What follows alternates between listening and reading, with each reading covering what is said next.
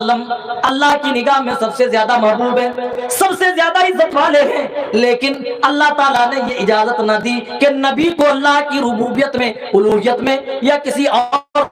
طریقے اللہ کے برابر قائم مقام کھڑا کر دیا جائے۔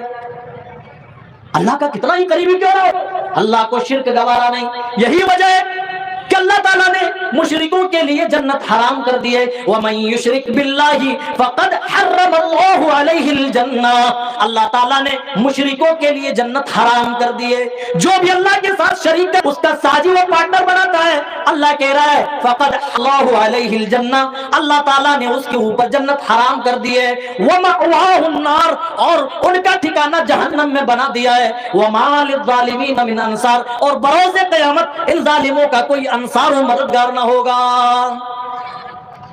سب سے بڑی خیانت اللہ کی توحید میں آدمی شرک کرے۔ سب کچھ اللہ نے کیا، پیدا کیا اللہ نے، کھلایا پلایا اللہ نے، سب کچھ دیا اللہ نے، بندہ کسی اور کو غوث مانے، کسی اور کو داتا مانے۔ میرے بھائیوں، یہ اللہ کے ساتھ زیادتی نہیں، یہ اللہ کے ساتھ ظلم نہیں تو اور کیا ہے۔ اللہ تعالیٰ نے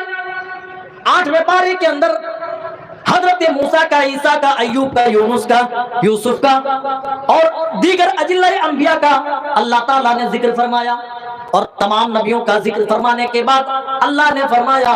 اے میرے نبی صلی اللہ علیہ وسلم، یہ اپنے وقت کے بڑے بڑے انبیاء تھے، اگر ان سے بھی شرک سرزد ہو جائے، میری توحید میں کسی کو شریک کر دیں، اے میرے محبوب صلی اللہ علیہ وسلم، ان کے شرک کرنے کی وجہ سے ہم ان کے اعمال کو برباد کر دیں گے، ان کے اعمال بروز قیامت کچھ بھی کام نہ آئیں گے۔ پیارے نبی صلی اللہ علیہ وسلم سے بھی خطاب کر کے کہا گیا لَإِنْ أَشْرَكْتَ، اے نبی بالفرض محال اگر آپ سے بھی شرک سرزد ہو جائے، اللہ کی الوہیت میں، اس کی ربوبیت میں، اس کے اسماء و صفات میں، کسی بھی چیز میں اگر شریک کر دے، کسی کو اس کے مقابل کھڑا کر دے، اے میرے محبوب صلی اللہ علیہ وسلم، تو شرک کرنے کی وجہ سے لا يحبطن عملک، آپ کے سارے عمل تارت ہو جائیں گے، سارے اعمال آپ کے برباد ہو جائیں گے، وَلَتَكُونَنَّ مِنَ الْخَاسِرِينَ، اور آپ خسارہ اٹھانے والوں میں، آپ نقصان اٹھانے والوں میں سے ہو جائیں گے۔